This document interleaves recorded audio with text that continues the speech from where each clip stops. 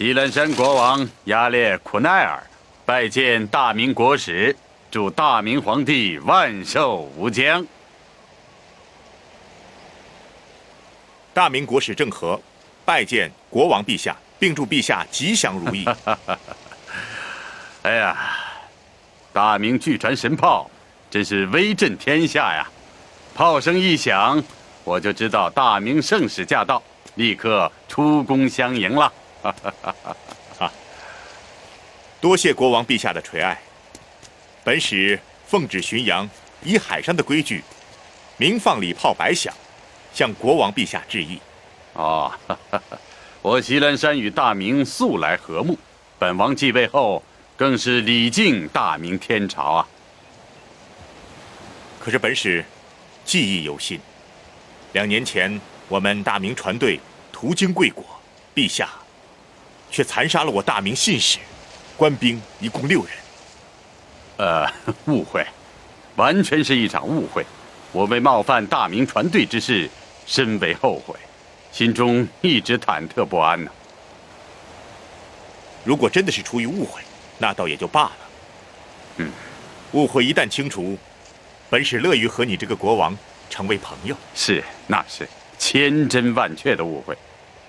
大明船队巡洋以来，本王先前有些担忧，担心大明天朝恃强凌弱，把我们变成海外属国。可是这些年看下来，圣使处处礼敬海外邦国，每到访一处都是佳话频传，君臣百姓欢天喜地。除此之外，大明船队还带去了无数天朝物产，在当地广开交易，互通有无，使得海外各国物业繁荣啊！我真是羡慕啊！陛下若感兴趣，明日本使即可在船上宴请陛下，请陛下登船观货，如何？好啊！不过圣使，我想随后再登船回访。今天应先在皇宫里举行拜盟仪式，现在就请圣使随我一块儿入宫，如何？若国使担心，我就把王子留下给你带路。国王如此，本使只好遵命。好，请。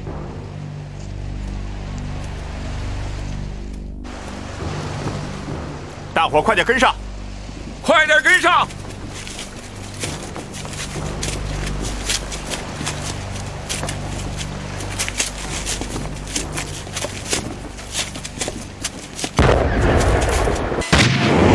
包围大明船队，放火烧船！传令，迎敌，赶快迎敌！全部弓弩手上战台，赶快迎敌！郑大人，已经查过了，山上真的有伏兵。你快去找吴将军，告诉他对方有埋伏，先率队冲出山谷。遵命，走。把货放下，准备迎敌。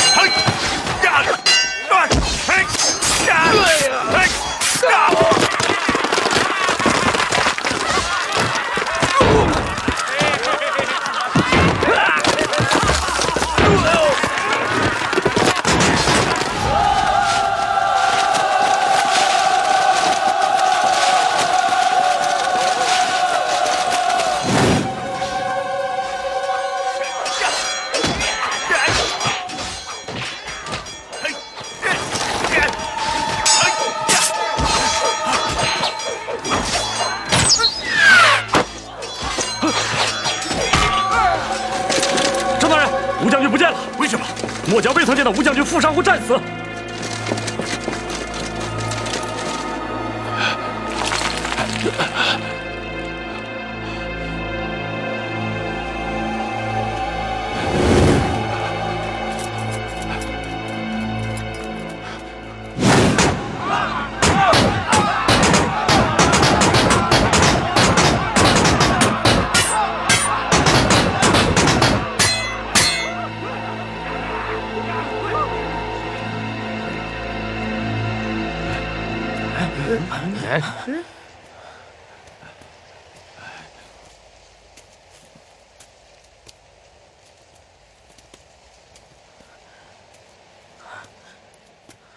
站住！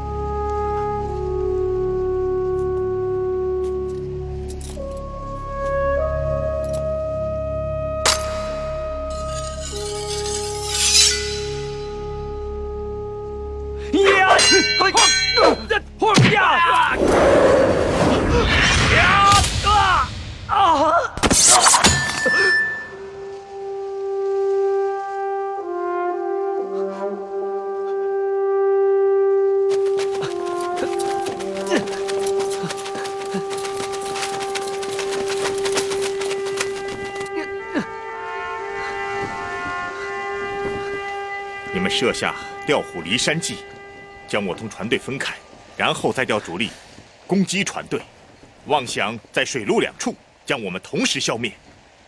是的，郑和，你们完蛋了，投降吧！哼，我还记得你父王把你留给我时，留下过一句话：如果有什么意外，我可以把你的头砍下来。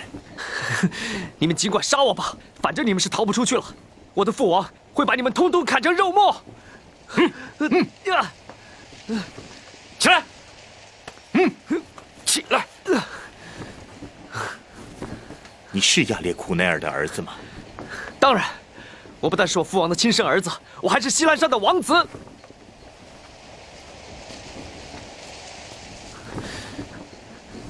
听着，在我们汉人眼里，骨肉之情重于泰山。父母往往为了救儿子，不惜牺牲自己的性命。为何在你们西兰山，做父亲的毫无骨肉之情，竟然拿亲生儿子做诱饵？这样做跟畜生有什么分别？为人者不识人道，形同禽兽；为王者不识王道，必遭天谴。英格尔，我看你父亲既不配为父，也不配为王，更不配做人。你这个禽兽之子，也不配玷污我大明宝刀。你滚吧！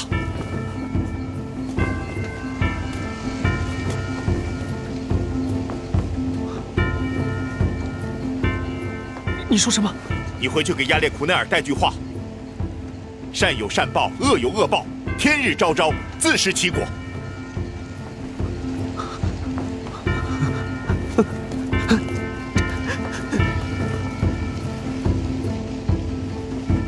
郑大人，派2个人盯着他。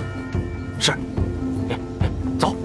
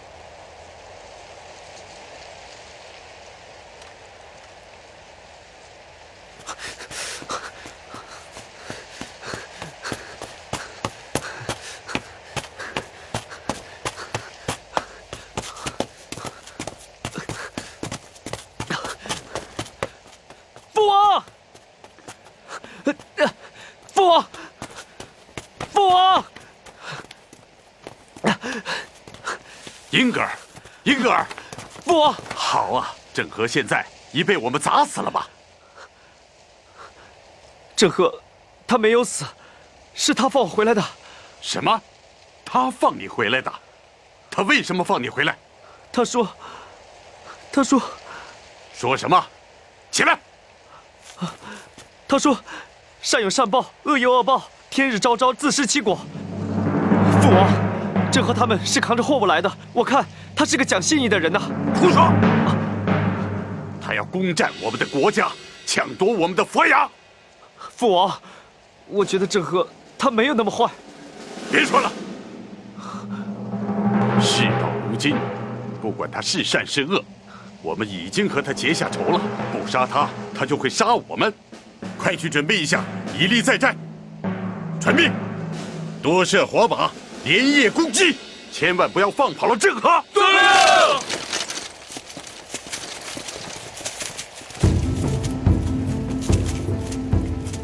禀报郑大人，英格尔就是从这儿下去的。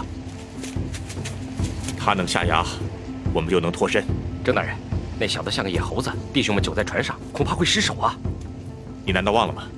货包里有几百匹丝绸。啊，对，郑大人英明，弟兄们把丝绸都拿过来。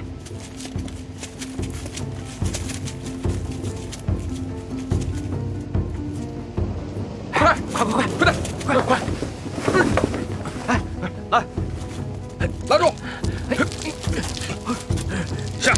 等下！小心点！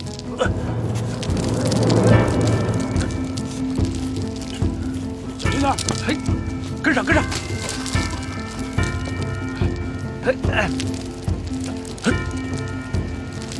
郑大人，据抓获的巡逻兵交代，有条小道可通王宫。弟兄们都到齐了吗？各营弟兄都已到齐，请大人示下。看来对方还没有发现我们。郑大人，我们可以奇袭山口，把他们一举歼灭。不，那我们该如何行动？现在亚列库那儿的兵勇，他们都集中在山口和海上。哦，您的意思是，我们夜袭王宫，去找他算总账。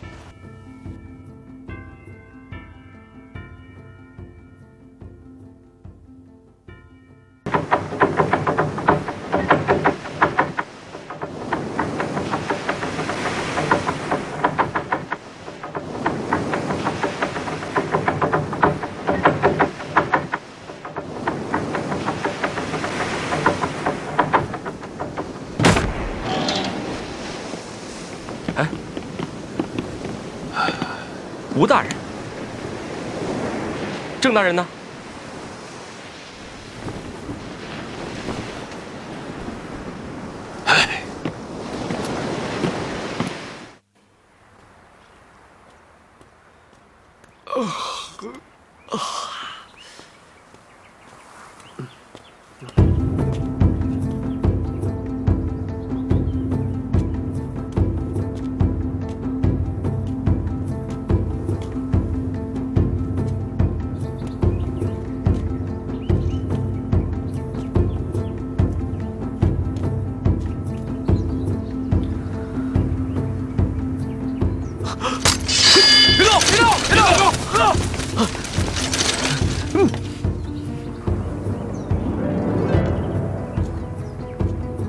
英格尔，整座王宫都已经被我们包围，劝你的人不要抵抗了。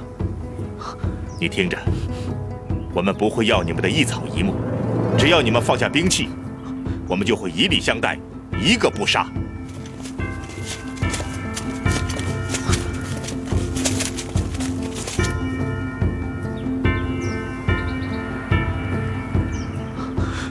那我父王呢？一视同仁。有请陛下。国王，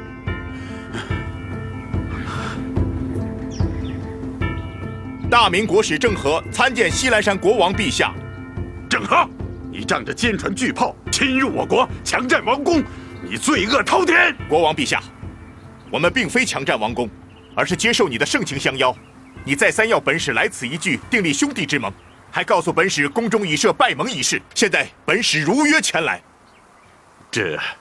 可是，大明船队在这片港湾和陆地上得到的是什么待遇？我方船只惨遭袭击，我们扛着礼物上山，你却设下埋伏，想将我等一举全歼。本使仍行仁义，宁可放走王子，以德报怨。陛下，你还有何话说？我不想跟你废话。本使奉旨巡视西洋，绝不会夺取海外一寸土地。陛下却两番攻击大明船队，甚至妄图称霸海外。今日之败，就是陛下自取其辱。你想要杀我？不，陛下乃一国之君，尽管有罪，我作为使者无权处理。郑大人，你是想押我去大明国？这得由老太后做决定。来人，在，把国王送走。遵命，国王请。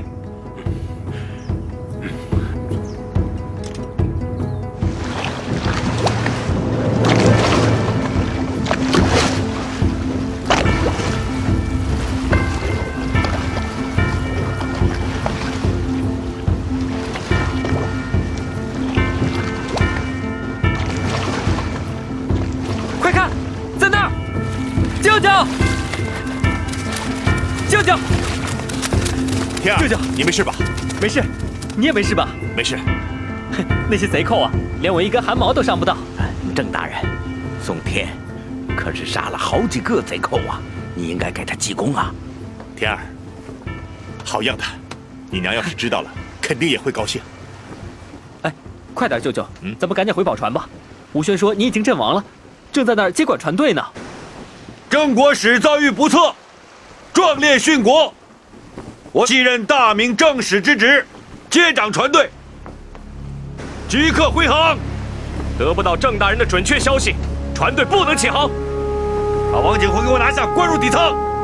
走，走，放开，走，老沈，吴轩，走，你会受到惩罚的。各部听令，我以大明正使之职，解除王景洪所有官职，留待日后返回大明严办。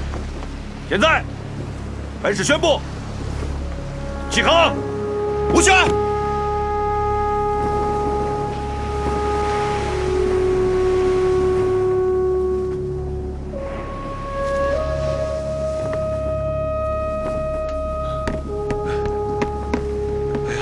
郑大人，郑大人，哎呀，郑大人，你还好吧？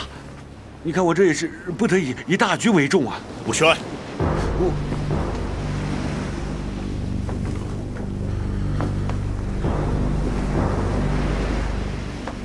你这是处心积虑的计划呀！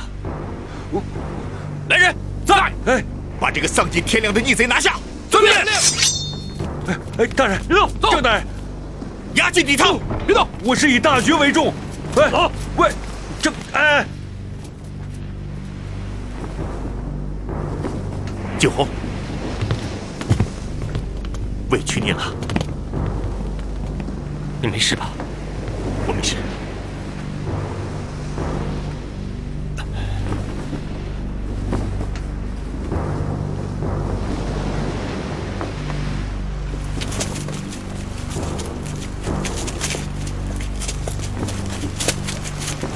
国使大人，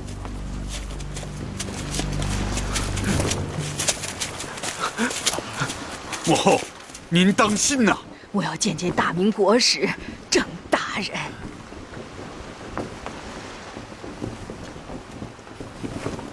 老太后，在下就是大明国使郑和。郑大人，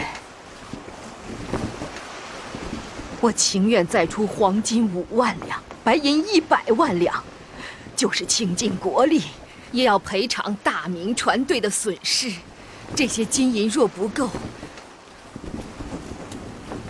我可将西兰山的国宝佛牙一并献给大明皇帝。母后，这佛牙乃是西兰山镇国之宝，使不得呀！住嘴！没有你说话的权利。不是你胡作非为，岂会造此罪孽？我情愿放弃这一切。太后，您误会了，本使率宝船队航行万里，历时数年，走过的国家30多个。你可曾听说我大明船队所到之处，强取过别人的财宝吗？大人的意思是，佛牙乃是西兰山佛祖圣地的无价之宝，大明更不会强取豪夺。本使早就说过，大明船队巡视西洋，是为了通好四海，并没有任何贪图之念。太后，大明国有句古话，欠债还钱，杀人偿命。你的儿子使我船队多少随员惨遭杀害。若在我们大明论其罪责，万死难辞。因为我方有515个母亲，将永远失去自己的儿子。罪孽呀！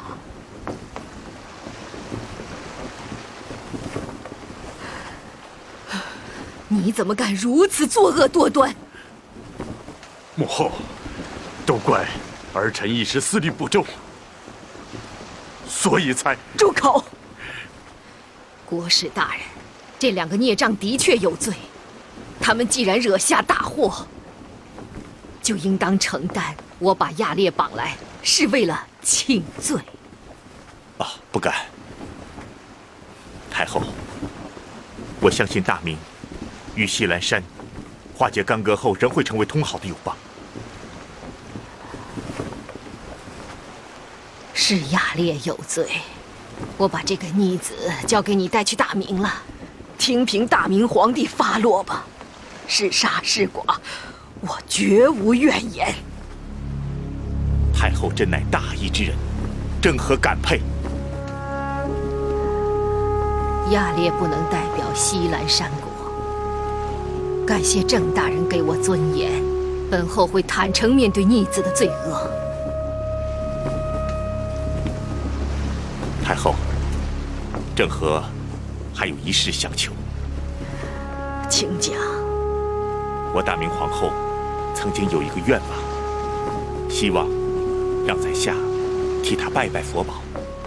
国使，请，我们没有任何条件。谢太后。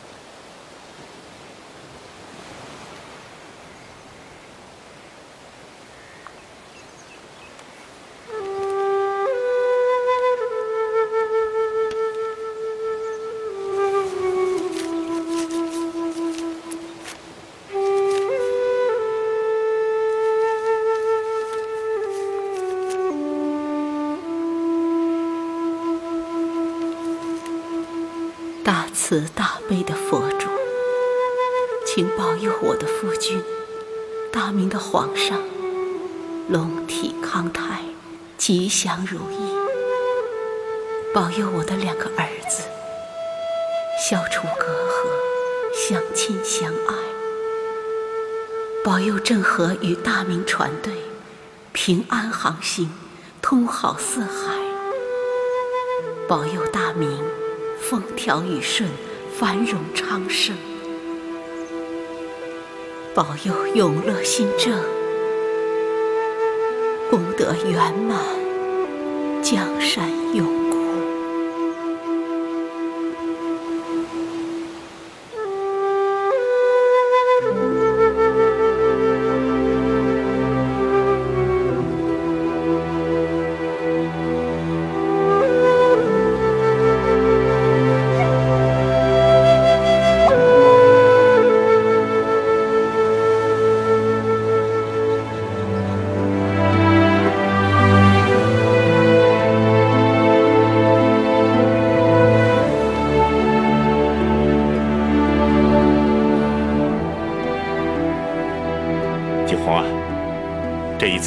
又是你力挽狂澜。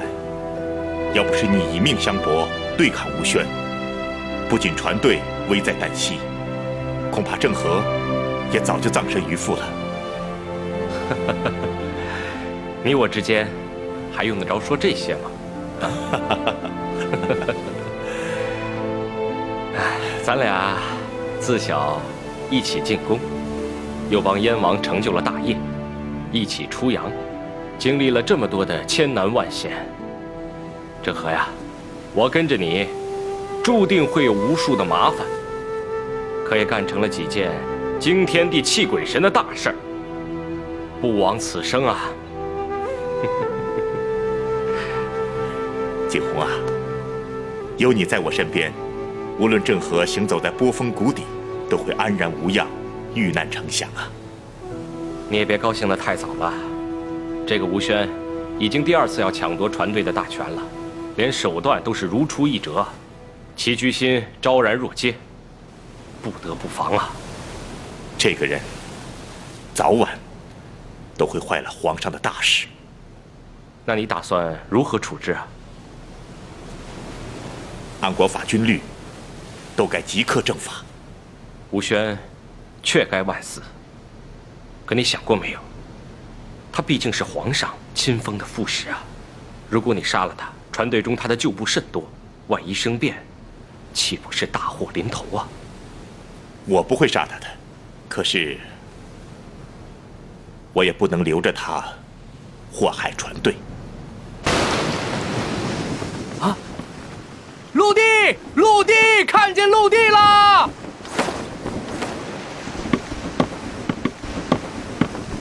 郑大人，景洪，此岛叫什么名字？啊，据南宫说，此岛叫莫干岛，方圆几百里的海域内就这么一个岛，从来都是人迹罕至。好地方，带吴宣上岛。遵命。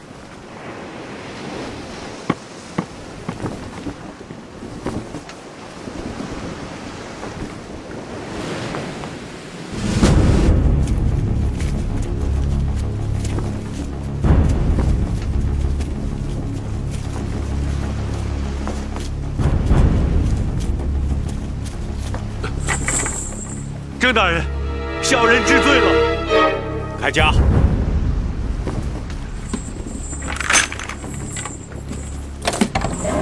吴宣，你死有余辜，还指望活命吗？郑大人，求你饶我一命，不要杀我。吴宣，看在你当年率长江水师起义的份上，我不杀你。谢郑大人。我不但不杀你，还要赏赐你。这座莫干岛，本使就赏给你了。从现在开始，你就是这座岛的主人。全岛的虎豹豺狼、龟鳖蛇蝎，全都归你所有。郑大人，此外，我还给你留1张弓，100支箭。你要是有本事，就吃虎豹豺狼；要是没本事，那他们就吃你。吴大人，你好自为之。告辞了。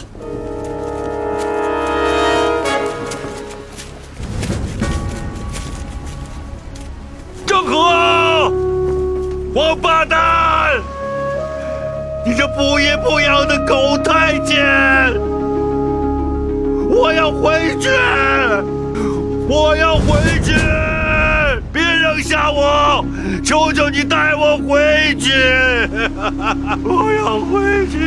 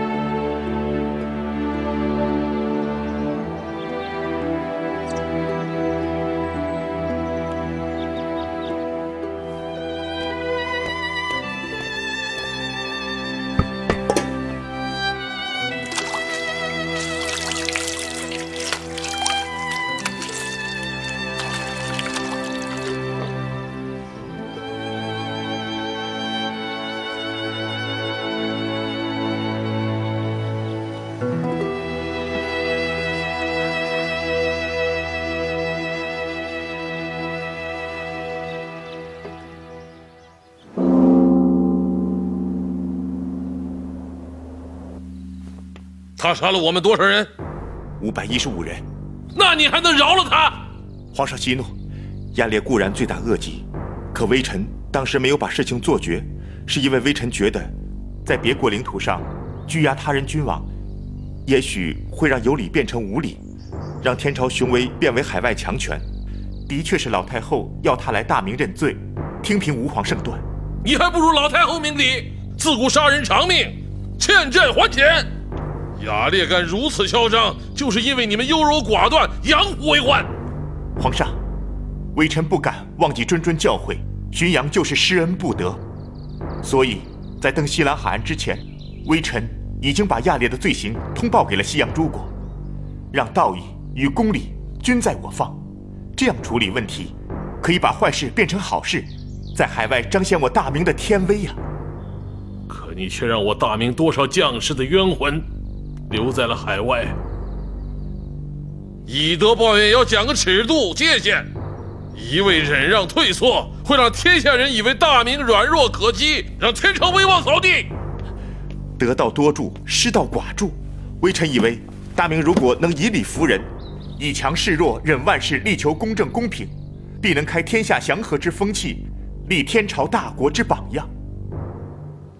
算了，亚烈的事你不要再管了，朕自有主张。你回家去看看吧。谢皇上恩典。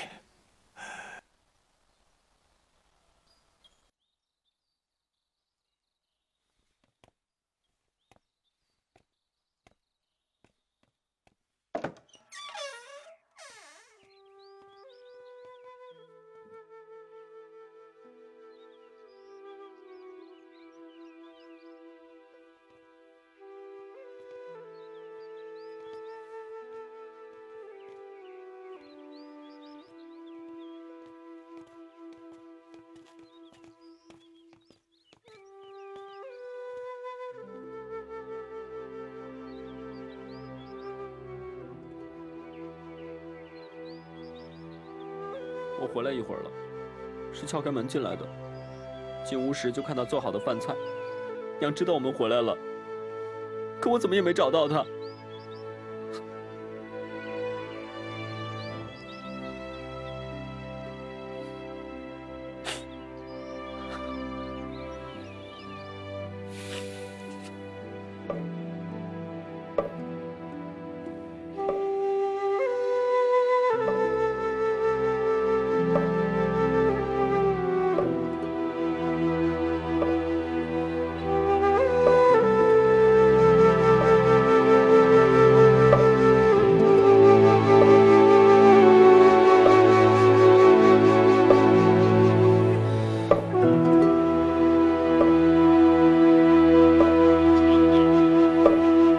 今天大朝朕要跟你们说说守卫边疆的议题。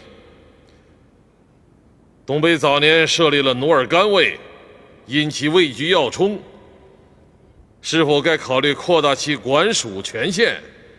众卿以为如何呀？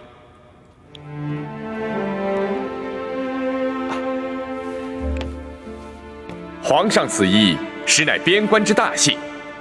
东北遥不可及，臣提议可以设努尔干都司。啊，儿臣奏请，派汉人去当努尔干都司的都指挥使，那样就不怕异族作乱了。哦，恰恰相反，朕以为还是应该由当地的族人当首领，汉人在那儿，只要做个都指挥简使就可以了。朕还打算在黑龙江岸边建立一座南海观音寺，可以定名为永宁寺。皇上是想取边陲，安宁长乐之意。说得对，永宁寺的碑文应该采用汉满蒙朝4种文字，继续努尔干都司在此地开发的大致经过。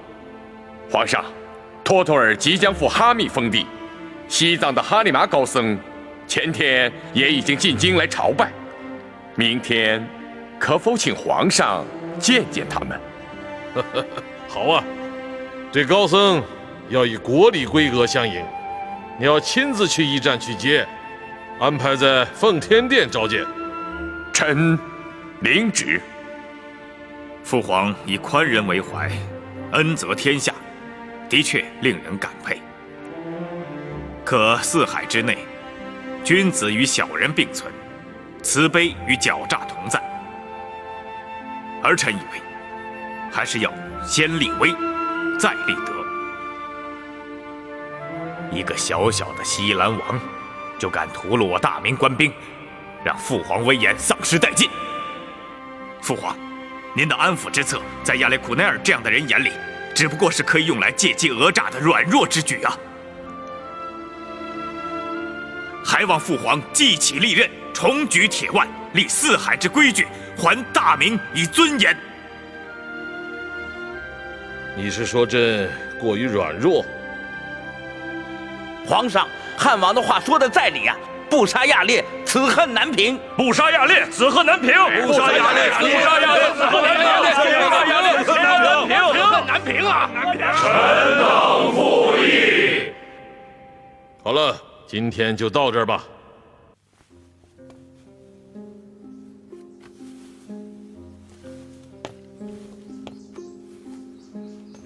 这些是朕的一点心意，希望大师带回藏区，也把朕的问候带回去。皇上对我们藏人关怀有加，贫僧代表百姓感谢陛下。先前哈里马大师已经派人来京进贡，这次你又亲自来朝，让朕欣喜万分呐！请坐。贫僧岂敢坐上座？能千里迢迢把高僧请来，这都是缘分呐，应该的，应该的。谢陛下。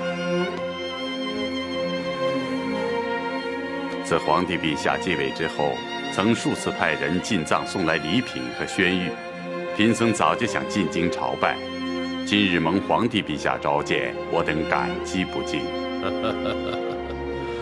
乌斯藏和内地虽然是相隔甚远，可是，在洪武年间的时候，太祖就曾对僧侣领袖各授封号，还在藏区设置了2个都指挥使。今朕即位，一切仿照太祖前制不变。对高僧来京，朕理该好生款待啊！扎西德勒。再过几天，朕就要在宁国寺为高皇帝和高皇后祈福，届时一定要请高僧亲临施法祈福啊！高皇帝和高皇后如同皇上一样，对乌斯藏关怀备至，积德行善，有口皆碑，必有万世之福。这样的法会，皇上就是不提出来，贫僧也是要为他们祈福的。那就有劳大师了。哈里麻深为荣幸。托托儿，你马上就要去哈密上任了。末将，哎，朕已封你为忠顺王，怎么还自称末将呢？朕要参加哈里麻大师主持的法事，就不能亲自送你了。小王自从在北漠的战俘堆里幸遇皇上，10几年来一直被皇上留在身边。皇上和皇后待我如同亲生父母。这次离开皇上远赴哈密卫，微臣唯有誓死保卫西域边陲，才不负皇上的恩宠。有你这句话，也算是我们君臣没有白白相处一场啊。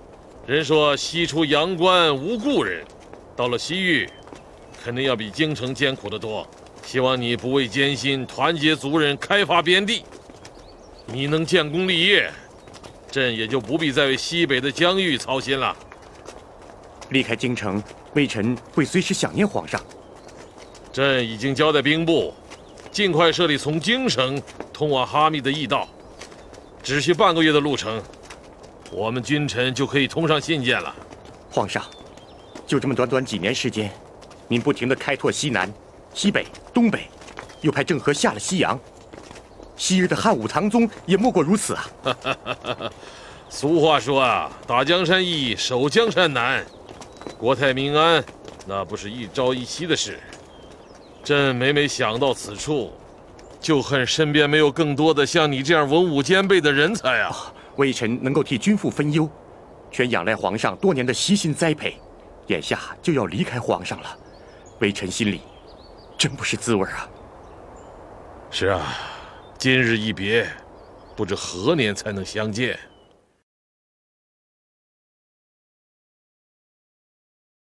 微臣远在哈密，都会像在皇上身边一样，誓死效忠皇上，保卫边疆。待微臣把西域开发的像京城一样繁华的时候，微臣一定请皇上圣驾君临，视察指点。好，咱们一言为定。朕在京城里等着你的好消息。小王告退。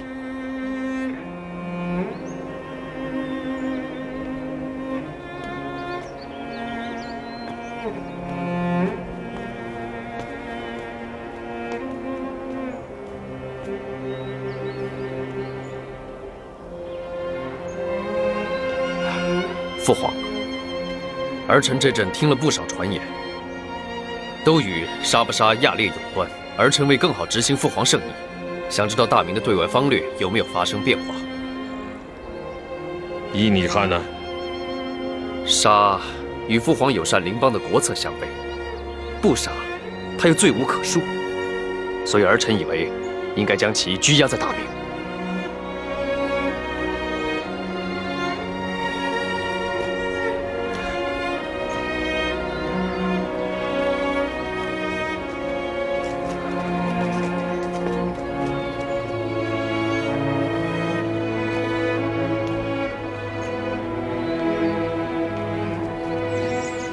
朝臣们喋喋不休，鼓噪声势，是因为鼠目寸光，皇上心生反感，是因为雅烈违背天道，犯了伤天害理之恶。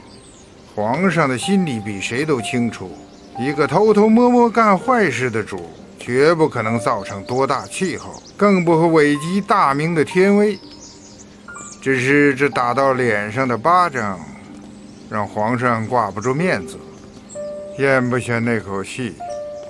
雅烈生事只是为了图财害命，是背着老太后和大臣们的私自行为，因此认清原委，才能相机处置，区分图谋，才能收放自如啊。此事的关键不在于雅烈一个人的生和死，说白了，他关我大明如何以天朝大国的襟怀面对天下。可我直隶言轻，说服不了皇上，而且觉得皇上易怒多疑。他病了，他得的是心病。徐皇后宾天，让他觉得心力交瘁，力不从心。皇上一辈子好强，不愿意让别人看出他自己的虚弱难堪。他每天强打精神往前走，这个时候难免会对雅烈的恶行大为光火。他是不愿意让别人看出这一层，让大明的天威受辱啊。我怕的正是皇上的心境跟过去不一样了。我真担心皇上一怒之下会逞一时之勇，将来悔之晚矣呀。皇上糊涂了，不是还有你吗？我，君臣互补，济世救民，双剑合璧，天下共荣。我看这金谷奇观，非贫僧不足一见呐！哈哈哈哈哈哈哈哈！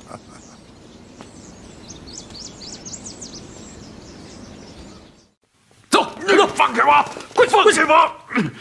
跪下！放开我！放开我！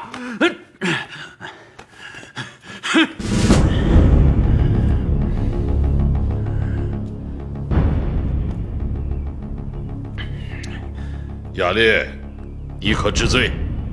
哼，什么罪不罪的？本王今天落到你的手里，你说有罪就有罪，你想怎么办随你的便。你双手沾满了我大明将士的鲜血，这笔账该怎么算？本王不过是杀了你们几个兵士，你想算账，可以。我虽然不是国王了，但也有的是金子、银子、宝石、乳香。你想要哪样？你随便挑。无耻！你那几个脏钱换不来我大明将士的性命。朕要用你的头，祭奠我死难将士的亡魂，擅杀他人，死有余辜。我既然来了，就没打算活着回去。朱棣，你不要以为别人都看不懂你的险恶居心。你派郑和下西洋，到底是为了什么？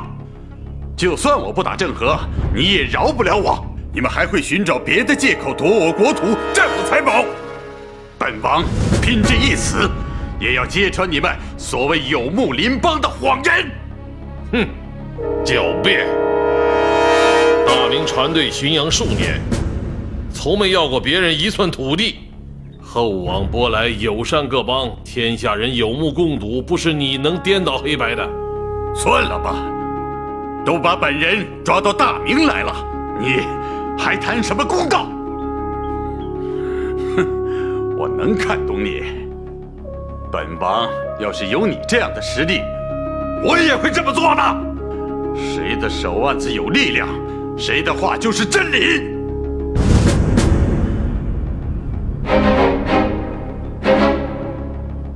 雅烈，你给朕听好了，你的国土金银，朕一概不感兴趣，但血债要用血来还，这是天理。朕要你抵命，要用你祭奠大明将士的冤魂，朕要叫你死上100回。朱棣，你还是装不下去了。早知道你会杀我，以护威严，本王从来到大明那天起就知将受一死。不过有句话还想告诉你，杀了亚烈，你的算计也就将大白于天下。到了那一天，大明国将信以丧祭，人人共愤，亚烈也算是死而无憾。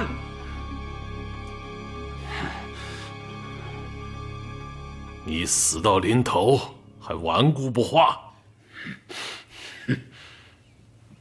滚！走，快走！走！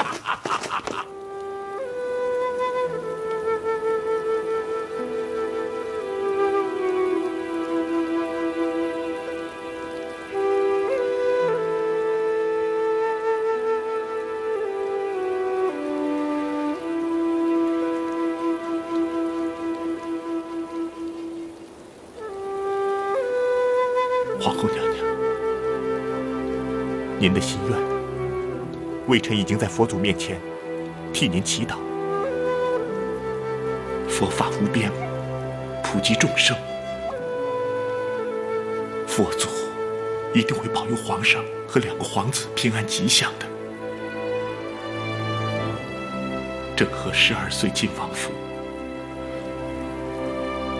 几十年来，您待郑和恩重如山，犹如慈母。没有您的教诲，哪会有郑和的今天？娘娘，郑和这次下西洋，还是依托着皇后的圣心，借着皇后的慈爱，微臣细细体味，才懂得了，你是把自己当成了一条船，把皇上的国策，把郑和的心愿一起送出了国门。可是您走的时候，郑和竟然没在身边，一家人唯独少了我一个。郑和真的没想到皇后走得这样急，这么快。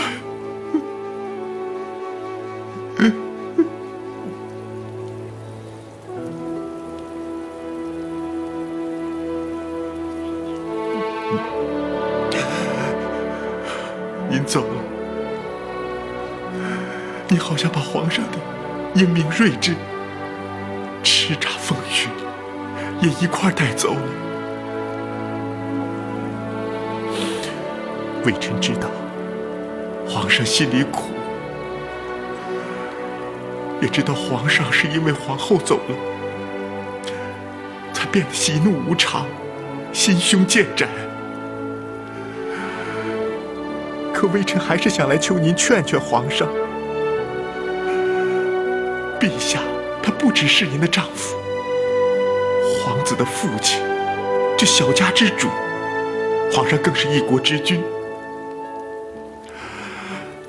大明的脊梁，皇上的身上撑着大明的天威，皇上的脸上写着华夏的气度。如果过不了这一关，皇上仍然困顿于市井相争的狭隘心境，锱铢必较，冤冤相报，万里海疆就将再起波澜，拿命换回来的航海大业就将毁于一旦呢。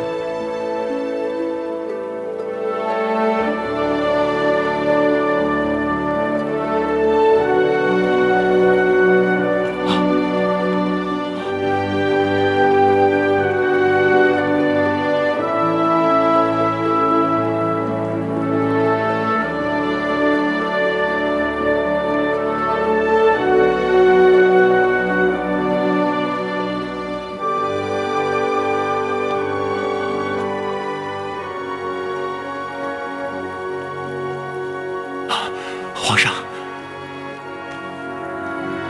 你的话朕都听到了。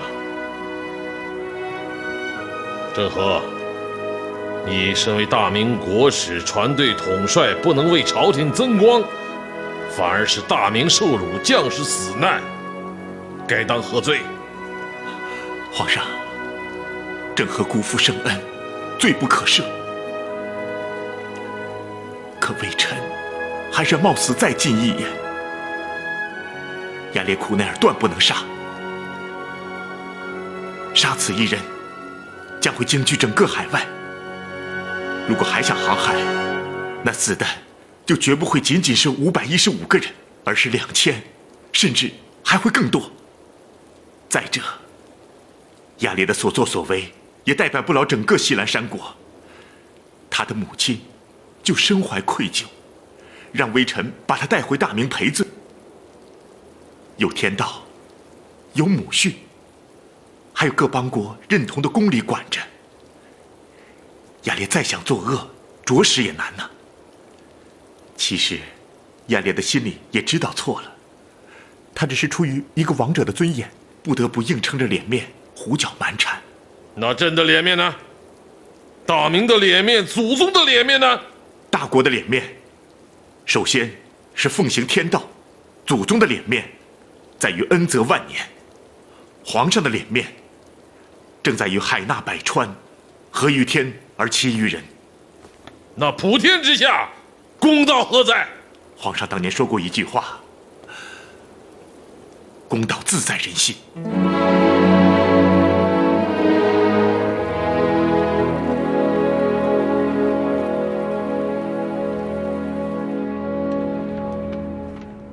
父皇，这是在京众将的联名奏章，无人不恳请父皇诛杀亚烈，为死难的弟兄报仇。亚烈让大明在海外丢了脸，这个仇一定要报。亚烈小儿的一条狗命，不足以挽回天朝的声誉。父皇，儿臣愿率船队下西洋，以替换郑和，抵挡一切对我大明的怀疑和不敬，替天朝赢得尊严。恳请父皇恩准。万万不可讲，对吧？好了，朕知道了。还有，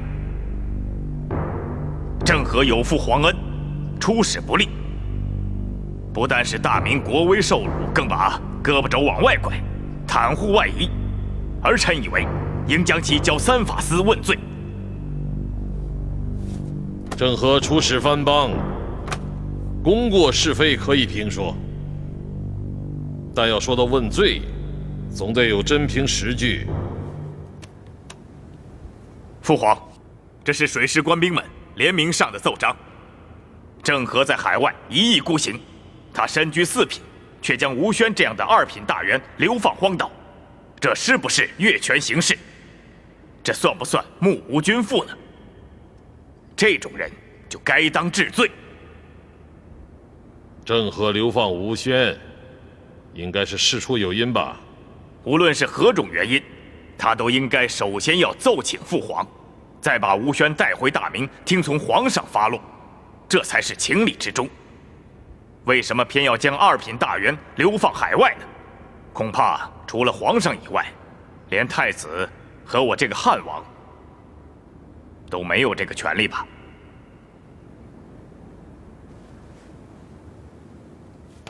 皇上，郑和流放吴宣大人确有不妥，恳请皇上圣裁。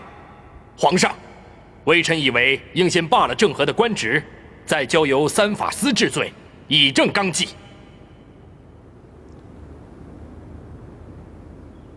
郑和擅权一事，交三法司彻查。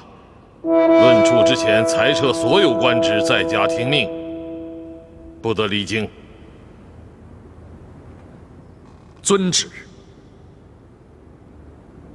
尊敬的皇上，儿臣以为亚烈不可杀，更不能为此处置郑和。你说说看。如果杀了亚烈，又撤了郑和，皇上怀柔远人的国策必将受到海外各邦的怀疑。况且，西兰山老太后处置此事也算得体，颇明大义。不看僧面看佛面，若赦免亚烈一死，化干戈为玉帛，会起到更好的作用。至于郑和流放吴宣之事，不能因为郑和的官职比吴宣低，就视为大逆不道。因此，儿臣以为此案应交由三法司先查明吴宣是否有罪，然后才可治郑和之罪。望父皇圣断。臣附议。郑和虽官居4品，却是大明正室；吴宣官居2品，却是副使，自然受郑和节制。郑和流放吴宣，亦是职权范围之内，并无过错。太子和谢大人所言极是，臣深为赞同，请皇上明鉴。臣附议。臣附议，臣附议，臣附议，臣附议，臣附议，臣附议，好了好了，臣附议。启奏皇上，伯宁王昨晚不知为何突然病倒了。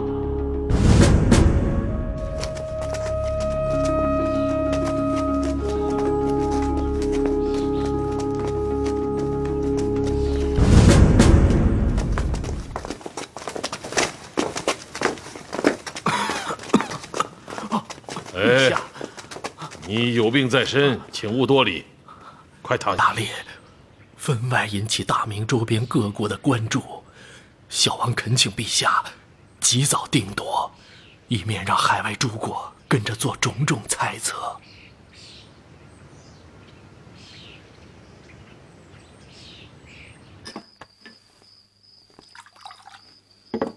舅舅，别想太多了，赶紧吃饭吧。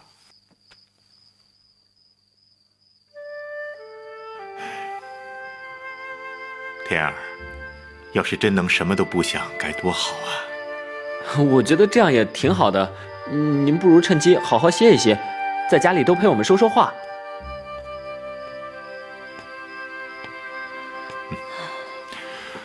我就担心那亚烈啊，我本来是想劝皇上做件大好事，安抚海外，可是没想到皇上反倒认作是我的不是。我看你啊，也没什么好委屈的，丢了大明的脸不说，害得多少人家骨肉分离呀！凡人的命，就比大明将士的命值钱。如果杀掉亚烈，就太不值了。如果藩王杀了人，就可以不偿命的话，那当初为什么仅仅因为几句口舌之争，就杀了方孝孺10族？同样是人命啊，为什么会有天壤之别啊？娘，算了算了，还是赶紧吃饭吧，我都快饿死了。吃吧。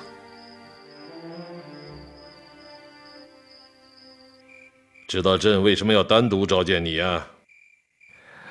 微臣不知。朕问你，把吴宣一个人丢在了莫干岛，究竟是谁的主意？郑和还是你啊？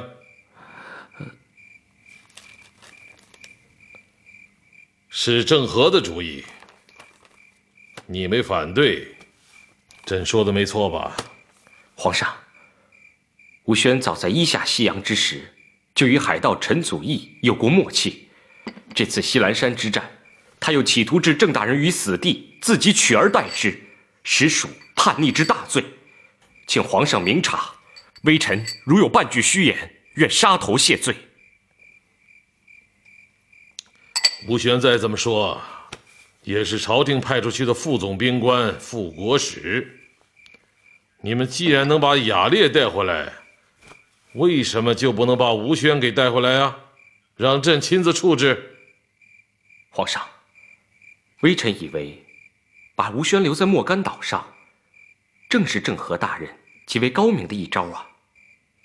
要是把他带回国内，倒是让皇上为难了。此话怎讲？若是郑大人把吴宣带回来了，证据确凿，罪不可赦。皇上，您杀还是不杀呀？杀无赦。杀了吴宣，将影响大明船队在海外的威望，国内也难免闹得沸沸扬扬。大航海是皇上永乐中心的重要一步。以吴宣这样的事，玷污皇上的新政大业，实在是得不偿失啊。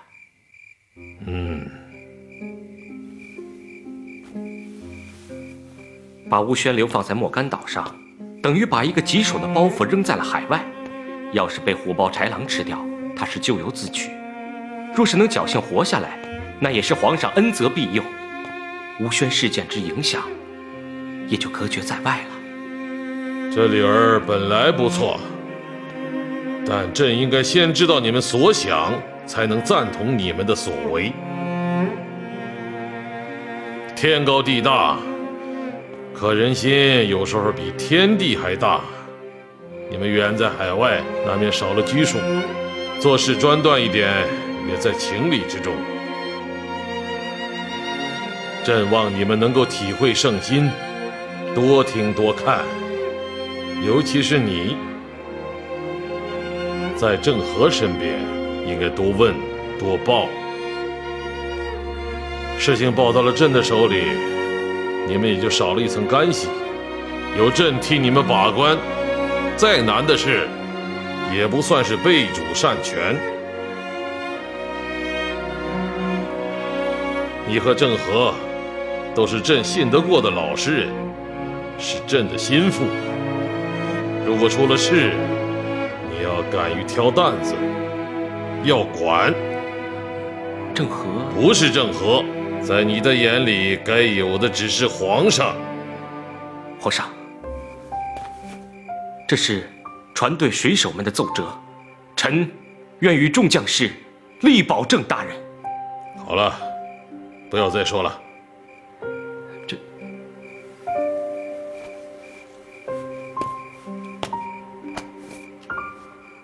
你是个聪明人，该知道怎么做。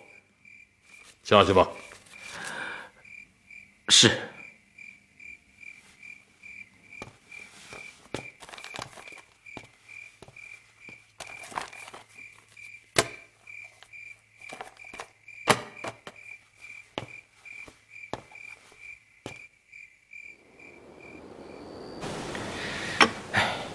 郑大人，你听我一句劝吧，别再和皇上拗劲儿了。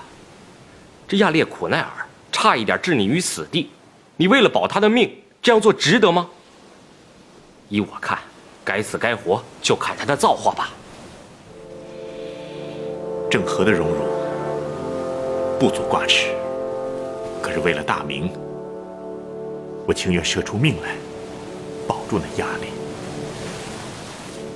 可你也得顾及自己的前程，还得为船队命运着想。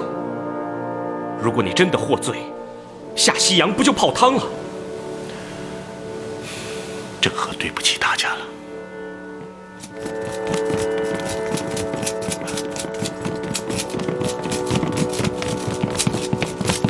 末将参见郑大人。请起，请起，快快请起。谢大人。郑大人，您的事我们都听说了。今天我们几个代表全体船队的兄弟们来看看你，陪您聊聊高兴的事。真是没想到，在这个时候，你们能不怕沾了嫌疑来看我。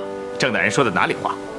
咱们在船上是一家人，上岸仍然是一家。郑大人光明磊落，如今却受如此冤屈，我们不平啊！大家千万不要这样说，皇上毕竟还没做出最后的决断，大家的心意郑和心领了，现在是多事之秋，你们还是走吧，待久了让别人看见会连累你们。大人，我们不走！大人，不走！大人，郑大人，难道您忘了吗？咱们在海上有句话：风大浪险，更要迎风而上。只要人心不散，再大的浪，我们也能闯过去。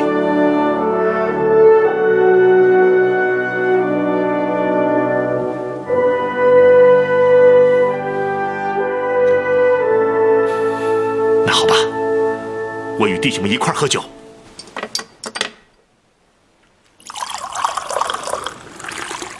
大明皇上至今没个明确的态度，真让人寝食难安呐。我们这10几个邦国都盼郑大人平安，何时才如愿呢？万一大明皇帝把亚烈杀了，国使大人就白白蒙冤了。久拖不决，夜长梦多，我来告诉你们一个办法。各位使节，我觉得这件事，朕请你们到这儿来，就是想让你们活动活动身子，不要整天在会同馆里。朕怕怠慢了你们，也怕闷着你们呐。陛下，大明皇都的辉煌着实令人赞叹，古老的文明更让人高山仰止。所以，我们有一个请求，请陛下恩准。请讲。我们这些国家都想请郑大人再去走访，加强两国间的交往。这样一来，既能学到大明的文化，又能够彼此互通有无，可谓一举两得。与郑国使率领的船队交往，我们觉得跟大明亲密无间，形影不离，上行下效，同进共退了。好，这个，咱们边走边说吧。那边还有更好的景致呢。啊，走。人心向背啊！众使者来此一招，分明是向皇上要郑和，可见此子在海外影响之大。其实啊，我也知道郑和无大过，但他不该袒护亚烈，朕怕人心不稳呐。使者保郑和，自有他们的一番道理。一是大明船队的确造福各国，二是担心皇上换国使，因此改变了国策，可为了他们自己，才不得不出此计策。朕曾经想要的是富国强民，和睦友邦，可现在闹的是鸡犬不宁，连句真话都听不到了。这也是皇上恩威海外所必须经过的考验，办不好，大航海的成果将消失殆尽。可如果办好了，皇上那将又打开了一片新天地。彭亨、阿鲁和科之国国使已经到达南京，贡品的数量比规定的数额超出了数倍，并且再次进献国书，上表谢恩。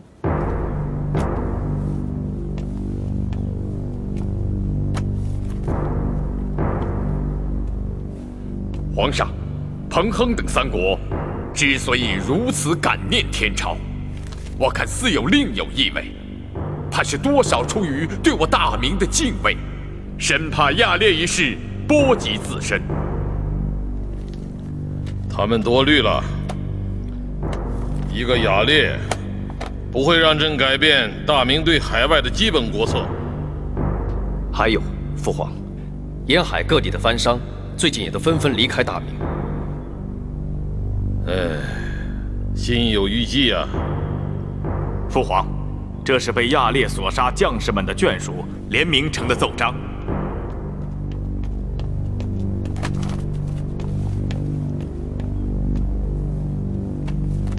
这些东西怎么又落到你手里了？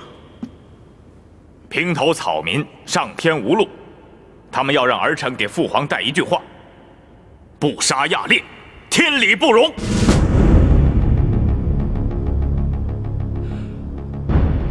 父皇，儿臣以为处置亚烈不宜操之过急，一来现在人心不稳，方克恐慌；二来得想一个两全之策。毕竟夺命易，想要复生可就难了。你的意思是要等到什么时候？要让死难将士的眷属们望眼欲穿，要让大明的威望荡然无存？你非得要父皇等来一个天怒人怨吗？二弟，你到底想干什么？一会儿联络官军将士，一会儿又串通死者家眷，一个亚烈就值得你做这么大的文章吗？我为什么不能做文章？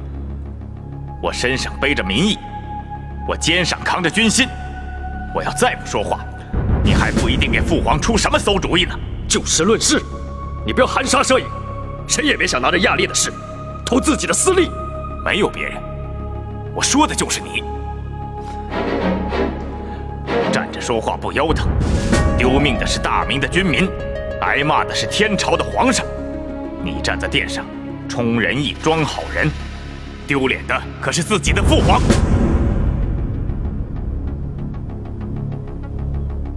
好了，一个亚烈何至于你们两个大动干戈？此事择日再裁决。退朝。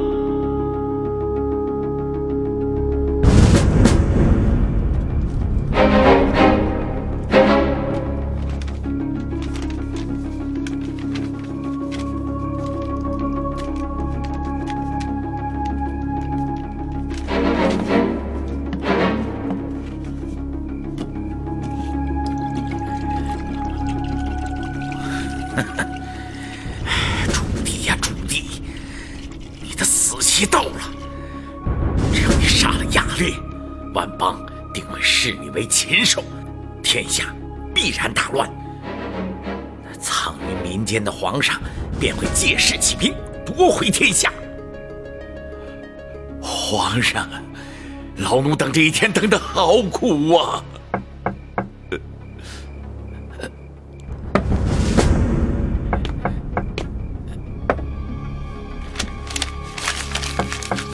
谁呀？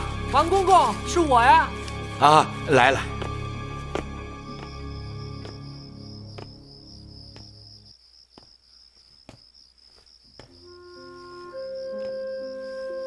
哎呀，石七弟，有日子没见着你了，来，快坐。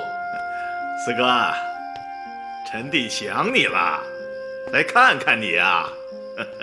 你是想来骂我吧？不在殿上，到暖阁里来了，哼，还算给你四个点面子。老十七啊，可真有你的。四哥，你真是聪明人呐！我这点心思，让你一猜就中。王忠啊，在，你先下去吧，我跟四哥说说话。是。哎，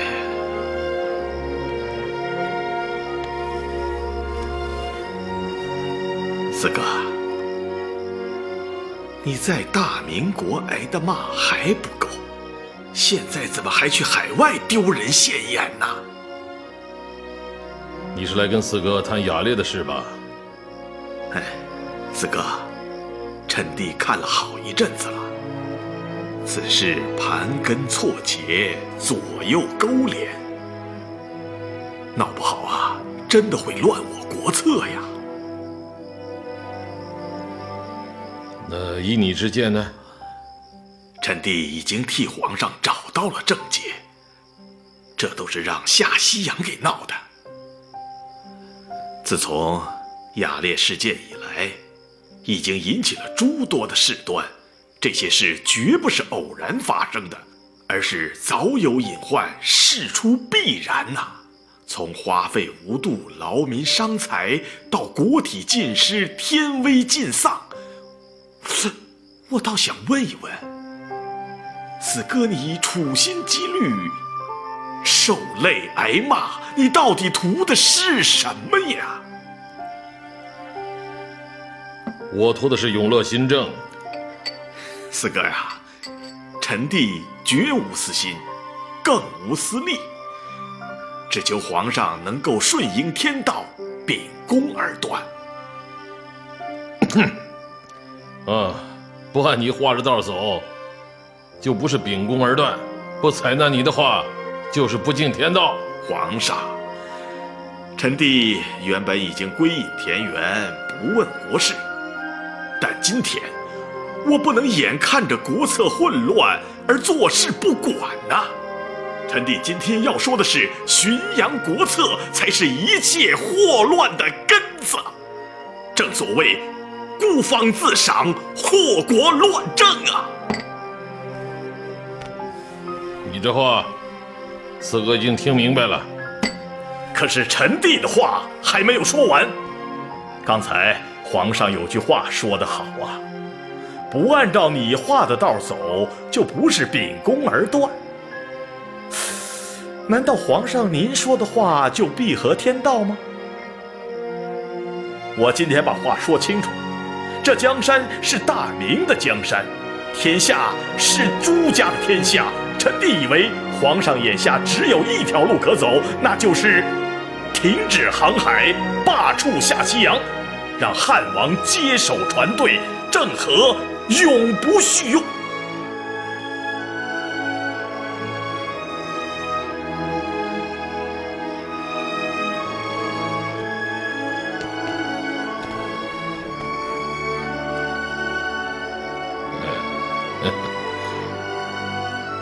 你说完了？没说完。接着说吧。四哥呀，你以为你这么笑着搪塞我就拿你没脾气吗？我还不说了我，以后啊，你也甭指望我再进宫来看你，你就自个儿琢磨吧。生这么大气干什么？朕不是还没下决断吗？还没吃饭吧？来，跟朕一起用膳。我不吃啊，我不吃了。哎，我也不来了。你就折腾吧你啊！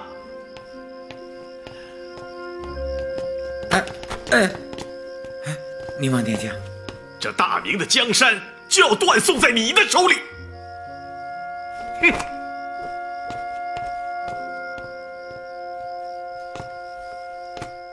王忠，在。大明的江山会断送在朕的手里吗？奴才也不明白皇上的意思。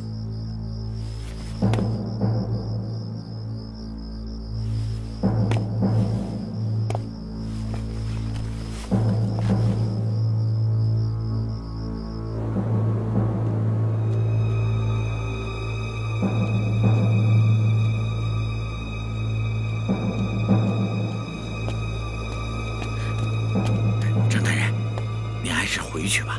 皇上说了，不见你。王公公，请您回复皇上，如果皇上不见我，郑和可以一直跪着等。你，哎。